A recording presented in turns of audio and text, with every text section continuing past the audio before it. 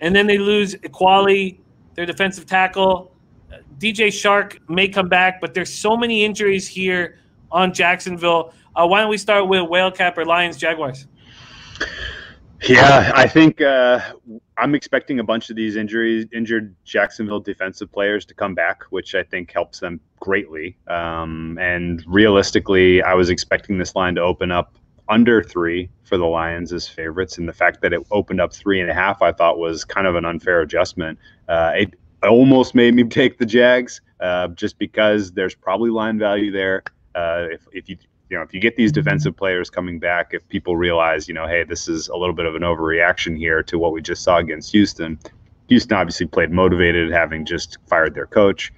I would still say that in general, the Lions are a little suspect as a 3.5-point favorites on the road.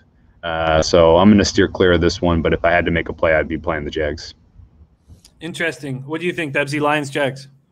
I mean, it's kind of hard to disagree with anything you said. These are two bad football teams. One football team is more injured than the other. But, I mean, I've liked Gardner Minshew as a dog all year because he seems to pull it out. Obviously, he didn't last week, but he's got no help right now. To me, this is you're betting. I can't bet on Detroit because they're just an awful football team.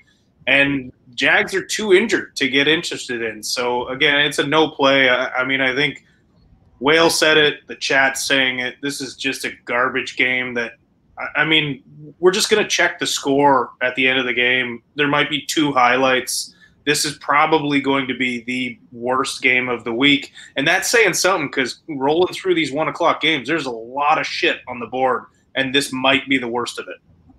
This total is up to 54.5. Viper MB's on the under. What do you think of the total, Bebsy? If anything, I'm on the under that. That total seems awfully high, especially with 2 pretty atrocious football teams. But, again, there's nothing that really appeals to me here, even that total, which does seem on the high side. I can't get excited or interested about this game whatsoever. What do you think of this total at 54.5, Whale? Yeah, it's too high.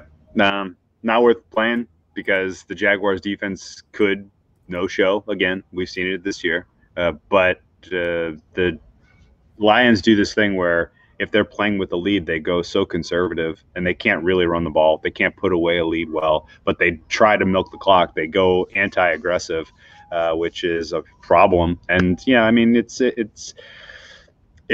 not like Minshew can't chuck it, and the Lions defense is not great. So I can see why this has gotten up to 54, but I would make this game 51.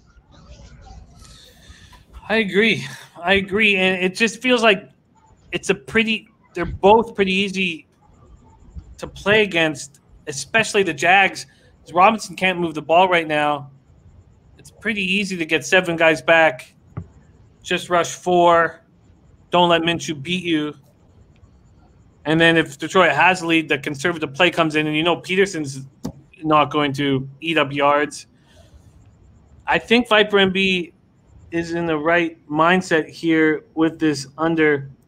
And we have, at this point, 62% of the cash on the under, 56% of the tickets on the under, and yet it's moved up to 54.5. All right. I think the under is interesting. I'm going to come back to it. All right.